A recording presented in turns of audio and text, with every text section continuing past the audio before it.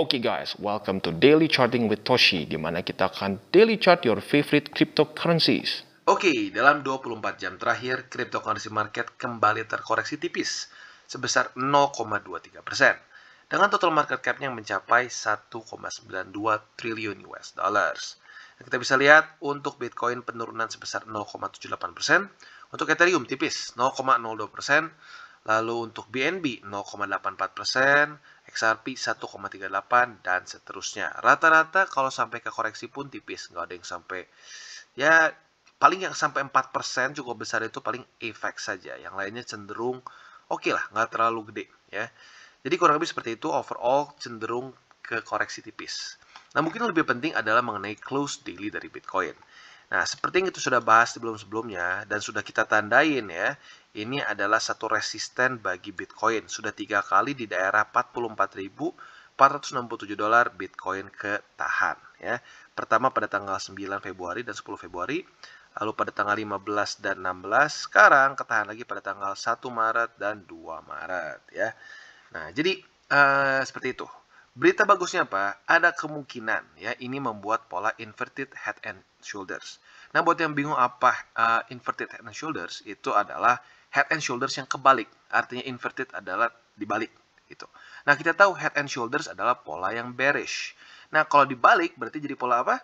Yang bullish begitu. Nah, bentuknya seperti apa? Kurang lebih seperti ini ya. Ini shoulder pertama dia, ini head dia. Dan kita lihat nih, apakah dalam beberapa hari ke depan dia ketahan lagi oleh daerah sini, sekitar 41 sampai 40 ribuan. Di waktu bersamaan ada juga MA20 dan 50 di sini yang harusnya bisa membantu juga harga Bitcoin ya. Nah, kalau bisa bentuknya seperti ini ya, kita bisa lihat ya terbentuk head and shoulders. Dan ya kalau kita lihat scenarionya bisa terjadi seperti ini ya. Seperti ini, ketahan 20-50, terpantul, nembus, lalu mungkin ke reject daerah di atasnya nih ya. Lalu ke bawah lagi dan mantul. Nah, ini yang kita cari nih. Ini yang kita cari movementnya ya. Ini tentunya kalau bisa terjadi purchase seperti ini setup yang perfect untuk Bitcoin dan benar-benar benar-benar mengkonfirmasi bahwa ini adalah head and shoulders ya. Jadi kurang lebih seperti itu. Ini lebih ke short termnya. Untuk lebih ke long termnya, PR terbesar Bitcoin adalah ini ya, bull support band ya. Walaupun namanya support, tapi kali ini sedang menjadi resisten. Nah, kita bisa lihat bahwa kemarin dia sudah sempat menyentuh ya bull support band, yaitu yang paling bawahnya itu di 45.000 lebih 15 dolar. Dan kita tahu kemarin Bitcoin sempat nembus ke 45.300-an ya. Jadi sekarang sudah mulai bereaksi nih ya. Semoga saja weekly close-nya bisa tembus ya. Ya bisa masuk ke tengah-tengah oke lah, tapi lebih gila lagi kalau sampai dia bisa close di atas dari sini ya, alias lebih amannya sih dia close weekly di atas 50.000 US dollars.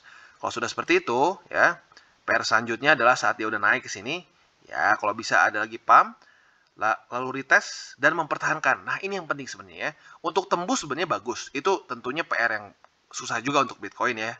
Cukup berat lah dalam masa-masa seperti ini. Tetapi yang sebenarnya super penting adalah selain dari tembus dari bull support band adalah retest. Dan saat retest nggak jebol begitu. Karena sebelumnya kita bisa lihat pernah ada dia sudah naik tapi jebol lagi ke bawah, ujung-ujungnya tetap turun. Seperti yang terjadi di 2014, ingat gue ya. Coba kita mundur sedikit ya. Ya lumayan, sebenarnya mundur banyak sih tapi nggak apa-apa ya. Seperti di sini ya, sebentar. Di daerah 2014, ingat gue. Nah, seperti ini ya. Dia berhasil tembus, tetapi dia gagal retest untuk jadi support. Akhirnya apa? Jebol lagi. Ya, jadi yang harus dilakukan oleh Bitcoin, PR besarnya adalah tembus bull support band. Nah, tapi perbedaannya kalau di sini dia harus tahan. Dia tahan di sini dan terpantul. Nah, ini dia yang kita cari ya. Kalau sampai terpantul di sini, kemungkinan besar Bitcoin akan lanjut lagi bull run. Oke, dan sekarang kita akan masuk ke beritanya.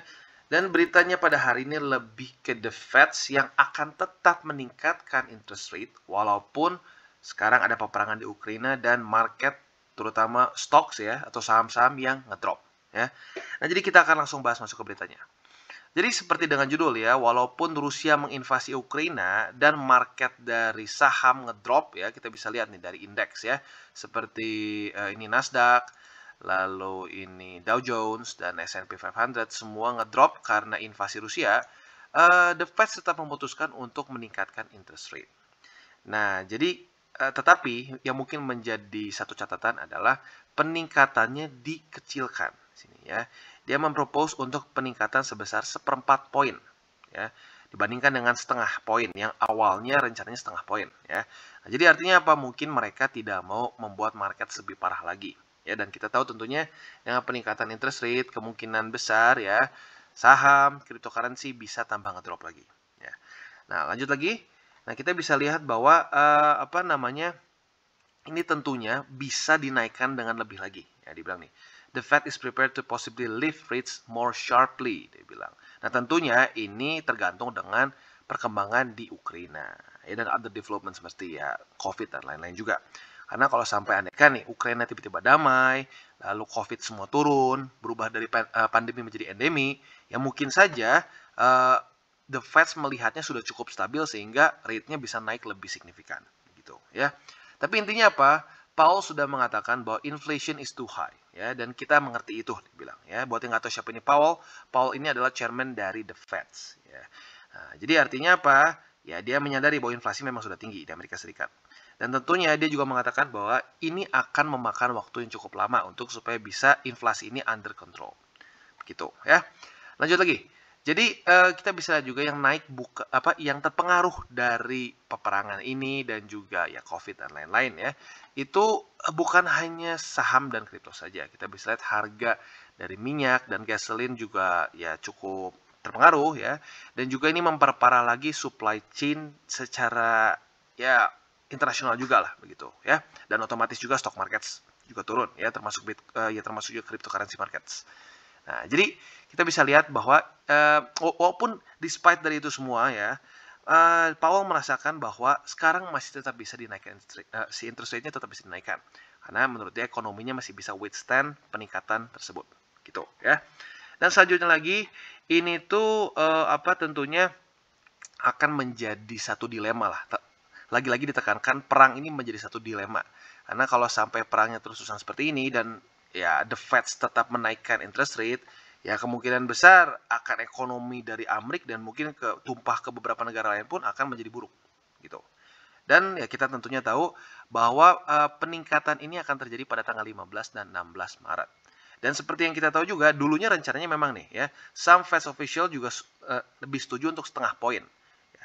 Nah, tetapi akhirnya banyak juga para ekonom-ekonom dunia yang mengatakan bahwa 1/4 akan lebih baik. Karena kenapa? Ya, ini bisa merusak stock markets dan juga menghindar growth. Maka dari itu akhirnya lebih diputuskan ke 1/4 poin. Ya. Jadi kurang lebih seperti itu update-nya, dan tentunya kita harus catat di di kalender kita pada tanggal 15 sampai 16 Maret. Karena kemungkinan besar akan terjadi volatilitas di markets, ya. Jadi kurang lebih seperti itu. Dan kalau dari pendapat gue pribadi ya, yang cukup menarik adalah seperti ini. Andaikan the Fed meningkatkan interest rate nih ya, seperti dulu kayak 2013. Tetapi andaikan misalnya inflasinya ternyata tidak turun-turun juga. Nah, justru itu menurut gue bisa menjadi satu skenario yang cukup baik untuk cryptocurrency.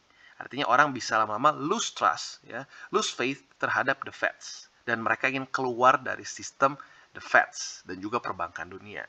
Dan cara yang lebih bagus apa lagi selain dari memiliki exposure terhadap cryptocurrency. Ya, tapi baik lagi, itu masih lebih ke teori gua. Ya, jadi kurang lebih seperti itu berita pada hari ini. Oke, dan kita balik lagi ke chart. Nah, seperti yang kita sudah bahas tadi Bitcoin di depan ya. Tentunya sekarang looks good, ya looks good overall. Andaikan sampai dia ngedrop lagi pun ke daerah EMA 20 atau 50, masih bagus. Kenapa? Karena ada kemungkinan kalau dia terpantul lagi di 20 dan 50, dia bisa membuat apa? Inverted head and shoulder. Jadi mana kita tahu itu adalah pola yang bullish. Nah, jadi ya overall it's looking good. Ya, it's looking good tentunya untuk kita yang akumulasi. Ya, akumulasi. Kalau buat yang futures ya otomatis bisa kebanting atas kebanting bawah ya. Nah, untuk lebih dalamnya lagi ya kita masuk ke 4 hourly chart. Dan kita bisa lihat di sini mulai terbentuk satu daerah. Nah, daerah apa nih yang penting ya? Karena kalau sebelumnya daerah di sini sudah 2 kali menjadi daerah supply ya, alias dia ngedrop lagi ke bawah. Jadi kalau kita ngomong yang lebih bullish lagi ya, bahkan kesannya gini, kalau di sini kan kita mikir dia inverted head and shoulders, berarti turun dulu di sini kan. Nah, tapi di waktu bersamaan bisa dibilang ada satu pola lagi yang lebih bullish ya. Lebih bullish lagi apa? Lebih bullishnya lagi dia nggak perlu ngedrop lagi.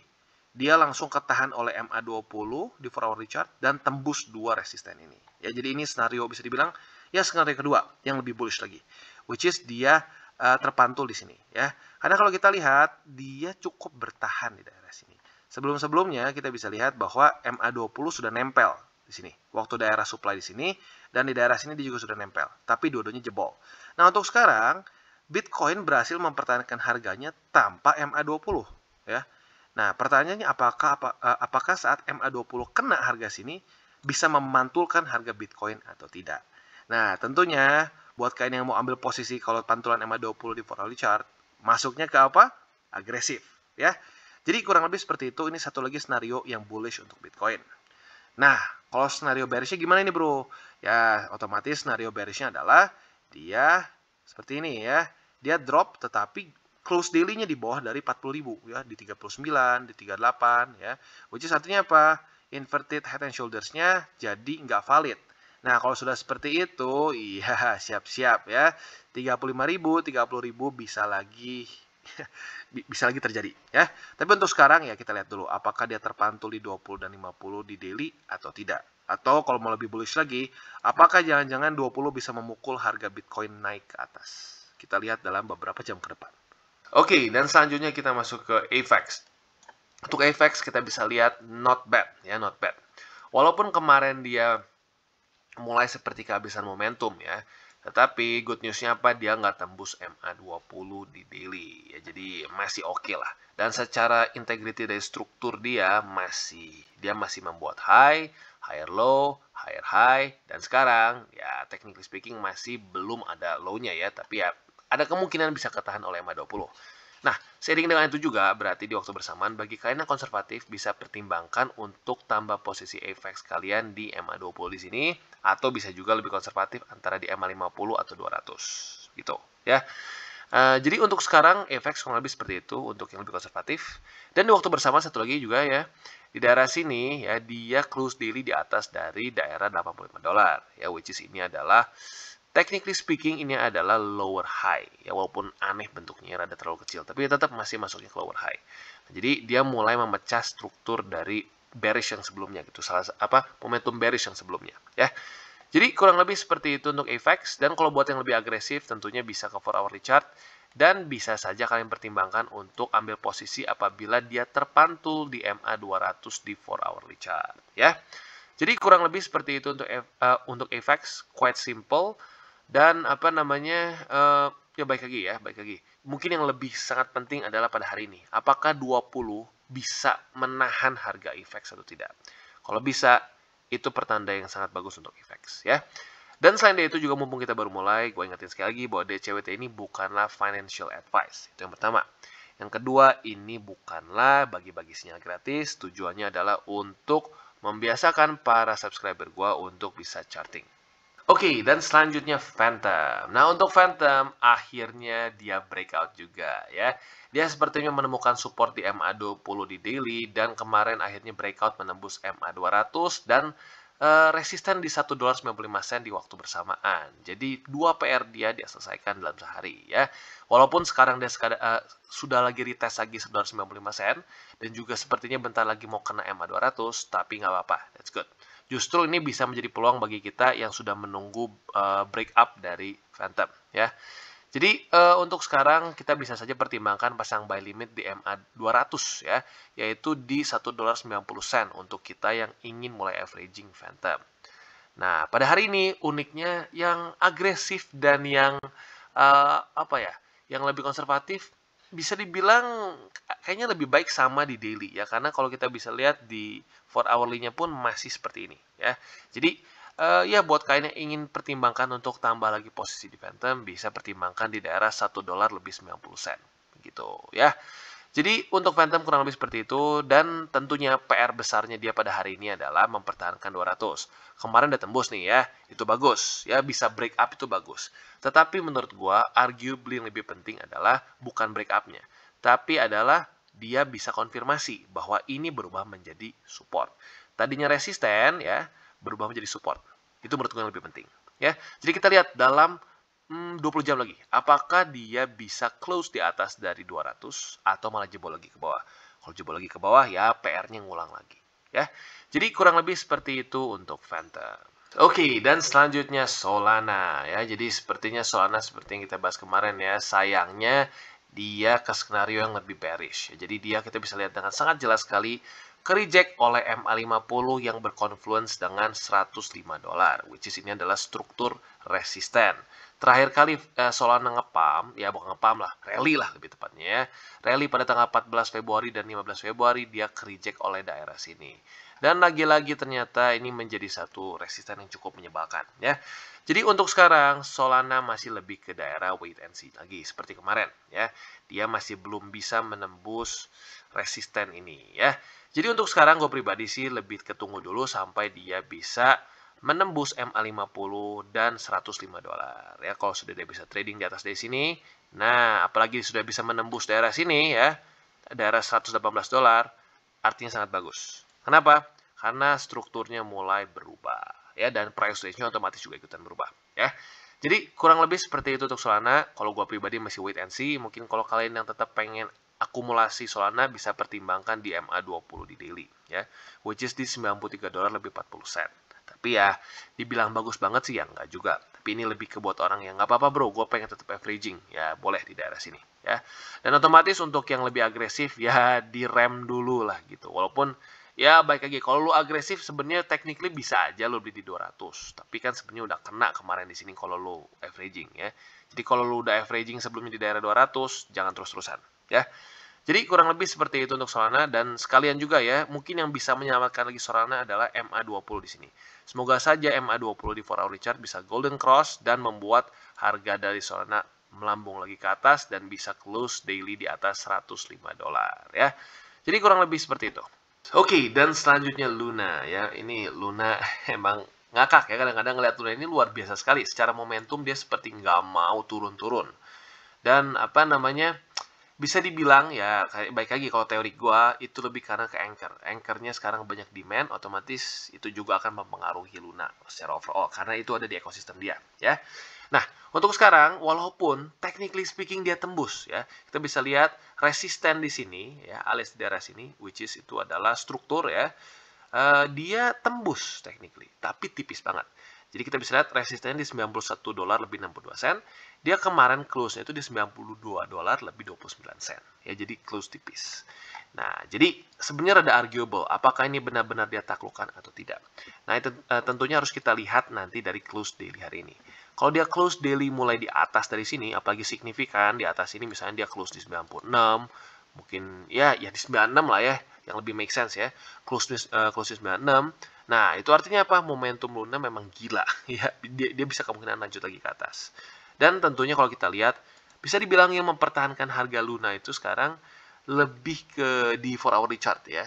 Tinggal kita lihat nih ya, apabila si MA20-nya udah benar-benar kena, apakah itu bisa memantulkan harga Luna atau tidak. Jadi buat kalian yang lebih agresif tentunya bisa pertimbangkan untuk tambah posisi Luna kalian apabila MA20-nya sudah mengenai running price ya.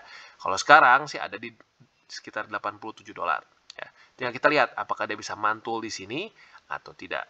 Kalau bisa mantul di sini seperti yang dia lakukan kurang lebih di pada tanggal 27 Februari, ya berarti Luna confirm secara momentum cukup kuat ya.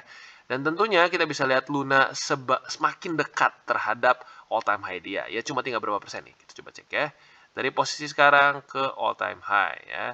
Posisi sekarang ke all time high itu cuma 11%. 12% ya. Jadi kita lihat nih, apakah dia berhasil membuat all time high baru saat market sedang berdarah-darah yang lainnya ya, atau alias kini di jam berdarah-darah lah. Lebih tepatnya market sedang mulai baru reversal ya. Oke, dan sekarang kita masuk ke BNB. Nah, untuk BNB kita bisa lihat bahwa BNB ini sekarang masih berhasil mempertahankan MA50. Jadi kemarin bisa dibilang close daily-nya dibilang jelek, enggak sih, tapi nyaris doji, walaupun enggak doji ya, jadi ada bodinya tipis banget. Jadi spinning top kurcaci lah, ya gue kasih nama spinning top kurcaci. Tapi ya minimal dia nggak tembus, itu yang oke. Dan buat lu yang pengen tambah posisi untuk BNB sebenarnya bisa aja sekarang ya, which is dia lagi di daerah MA50 walaupun tembus tipis-tipis ya. Jadi untuk sekarang tentunya PR terbesar dari BNB adalah lagi-lagi seperti kemarin mempertahankan MA50. Kalau dia tetap bisa mempertahankan MA50 di sini dan apalagi dia bisa mulai menemukan momentum lanjut ke atas, that's really good. ya. Jadi gue ulangi buat kalian yang ingin tambah posisi BNB sekarang dan tentunya belum punya di MA50 sebelumnya, ya boleh pertimbangkan sekarang ya. Nah, selain dari itu, target dari Binance selanjutnya, atau lebih tepatnya BNB adalah dia adalah menembus daerah $433. Karena secara struktur kita bisa lihat dia terbuat double top di sini ya pada tanggal 7 dan 8 Februari, lalu top keduanya tanggal 15 dan 16 Februari. Apabila Binance bisa menembus si daily close di atas dari situ ya, itu menunjukkan bahwa secara momentum Binance siap untuk reversal ya. Tapi untuk sekarang masih nunggu dulu ya. Jadi kurang lebih seperti itu untuk Binance, dan untuk kalian yang mungkin punya posisi yang lu anggap lebih ke short term, ini bisa menjadi salah satu TP-nya ya di daerah $433 karena sebelumnya double top. Tapi buat kalian yang akumulasi dan lebih ke long term ya sudah, tunggu saja ya. Jadi kurang lebih seperti itu untuk BNB. Oke, dan kita sekarang masuk ke Ethereum. Nah, untuk Ethereum kita bisa lihat dia sepertinya mulai kehabisan momentum pada tanggal 2 Maret alias kemarin ya. Dan dia belum berhasil meretest daerah $3.081, which is ini adalah support ya, tadinya support. Dan kalau dia tembus biasanya bisa berubah menjadi resisten. Nah, untuk sekarang ya, jadi buy limit gua sih ya masih di daerah MA50 dan 20, yaitu di sekitar $2.819 sampai ke $2.851. Kalian boleh pilih ya, boleh pilih salah satu atau mau ditaruh di tengah-tengah juga terserah kalian. Intinya di daerah sini nih supportnya. Oke, jadi kurang lebih untuk itu ya, yaitu tentunya untuk yang lebih konservatif ya, lebih konservatif. Untuk yang lebih agresif bisa kalian pertimbangkan apabila dia terpantul oleh MA20 di 4 hourly chart yang sudah golden cross ya, alias kemarin dia sudah golden cross di sini. Nah, kalau sampai dia bisa terpantul oleh MA20, yaitu pertanda baik ya, pertanda baik dia akan retest daerah $3.081 ya. Dan kalau sampai dia bisa tembus dari situ, berarti target selanjutnya itu bisa sampai ke daerah sini ya, yaitu di daerah sekitar $3.183, atau juga satu lagi bisa di sini yaitu $3.249 ya. Jadi kurang lebih untuk Ethereum seperti itu, dan overall it's quite okay ya, it's quite okay secara pola, karena secara garis besarnya dia walaupun di sini sedikit pecah ya di sini, tapi dari yang sekarang cukup oke momentumnya ya. Jadi kurang lebih seperti itu untuk Ethereum. Oke guys, sekian dari segmen Daily Charting with Toshi.